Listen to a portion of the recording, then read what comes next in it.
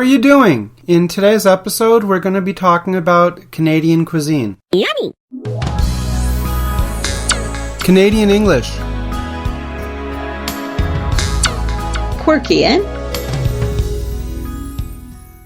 Hello, bonjour, oi, welcome, and thanks for tuning in to a new episode of our series, Canadian English, Quirky, eh? Let's poke some fun, and hopefully a little bit of learning along the way, about some of the quirkier aspects of the English language, in particular, Canadian English.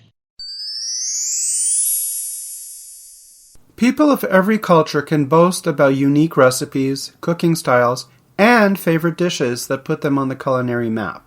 My name is Lawrence, but my friends call me Lauri, and today I'm going to talk about my favorite subject, food. Specifically, types of food and drink that originated in or are exclusive to Canada. Civilizations were built on and dependent on local accessible food resources. From the prehistoric mammoth hunting depicted in the book The Clan of the Cave Bears, whose movie incidentally was filmed in Canada, through to the dominance of rice in Asian cuisine and the ever-present lime in Mexican dishes, people have historically based their diets around regional ingredients. Isn't it interesting that today there is a real movement to revert to that principle of local sourcing? It's no surprise that salmon from British Columbia's Pacific coast is considered among the best in the world, or that lobster farmed in Atlantic waters surrounding Nova Scotia is enjoyed far and wide. Apples from the Okanagan Valley and sweet syrup from the maple trees of Quebec, potatoes from Prince Edward Island, and red fife wheat grown in Saskatchewan. These are all world-renowned examples of the bounty of Canada. It is said, when life gives you lemons, make lemonade. I say, when the Niagara Escarpment gives you grapes, make wine. Evolving food science, technology, and adventurous cooks are all responsible for mixing up these basic ingredients into delicious recipes. Here are some examples of local concoctions to try. Poutine. This dish consists of French fries topped with white cheddar cheese curds, all smothered in piping hot brown beef gravy. That's the original recipe created in Quebec, which is now known as Canada's national food. Go figure! There are restaurant chains expanding around the world that serve poutine exclusively in countless varieties with every ingredient imaginable. Beaver tails. Calm down, don't worry. No beavers were harmed in the making of beaver tails. An afternoon of winter ice skating on Ottawa's Rideau Canal is not complete until you have enjoyed a deep-fried donut shaped like the flat tail of a beaver. The classic version is topped with brown sugar and cinnamon, but there are dozens of sweet and savory variations to please every taste. The Bloody Caesar. This delicious variation of the Bloody Mary cocktail combines vodka with clamato juice, a mixture of clam and tomato juices. It was invented in Calgary and is now on bar menus worldwide. A Jig's dinner. Head to Newfoundland to dig into a Jig's. It might be the original one-pot dinner. Boiling corned beef, cabbage, potatoes, carrots, all together for a hot serving of real comfort food. A schmoo tort and apple jacks. A what? I'm sure there's a funny story behind this dessert, but I don't know it. Still, I'm more than happy to bury my face in the pecans, caramel, and whipped cream that cover the layers of angel food cake. While in Winnipeg, also try their applejack hand pies. Tourtière. The recipe for this Quebec meat pie has been handed down through the generations. While it is considered an everyday comfort food, it is never absent from the Christmas Eve midnight feast.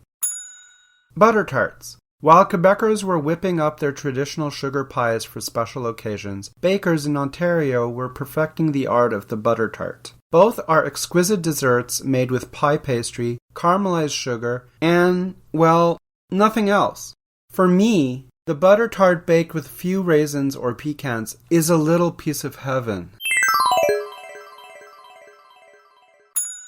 Alberta beef. It is said that there are as many cattle as there are people in Alberta.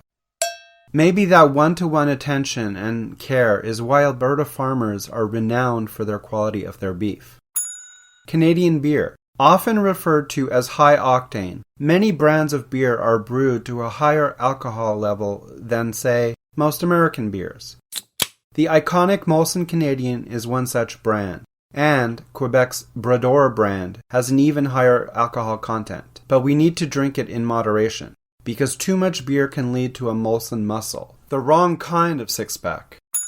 Montreal smoked meat. There's really no comparing any other corned beef on rye sandwich to the famous Montreal smoked meat. Densely stacked, thin slices of moist, tender meat melt in your mouth, with a chaser of yellow mustard and a dill pickle on the side. Yummy! Screech scrunchions and Bay Capel jam. When in Newfoundland, a night out is not over until you've downed some Screech, a 40% by-volume run-based drink. You'll then have the urge for some deep-fried pork rinds called scrunchions. Finally, buy a jar of bake apple jam for your mother and go home to bed. Bison and bannock. No list of Canadian food is complete without a nod to the traditional First Nations staples of bison meat along with the flatbread bannock, introduced by the early fur traders. Canadian bacon. What is referred to as Canadian bacon in other parts of the world is called pimel bacon or back bacon in Canada. It is a cured pork loin rolled in cornmeal and sliced into circles, fried and served often as a breakfast meat. In Canada, American-style bacon of rashers of pork belly is simply called bacon. Being a richly multicultural country, Canadians enjoy all kinds of food from all over the world. Many parts of the country are known for the traditional foods of their ancestors, and ethnic food markets and restaurants abound. You can travel the world without leaving home. Don't forget to tune into our next episode. We'll keep talking about things that make Canada special and, yes, just a bit quirky. Until then... We hope you enjoyed today's episode. Please take a moment to give us your feedback and like us with a big thumbs up. Feel free to play it again and share it with friends and family. You have been listening to Canadian English, Quirky, eh? A podcast series produced by Brazilian Wave Canada. This project was made possible through the generous support of the Canadian Periodical Fund. If you want to subscribe to this series and have access to exclusive episodes, please sign in at Waveplus.ca. Until then, catch you later. Adieu. Ciao. Stay healthy. Canadian English. Quirky, eh?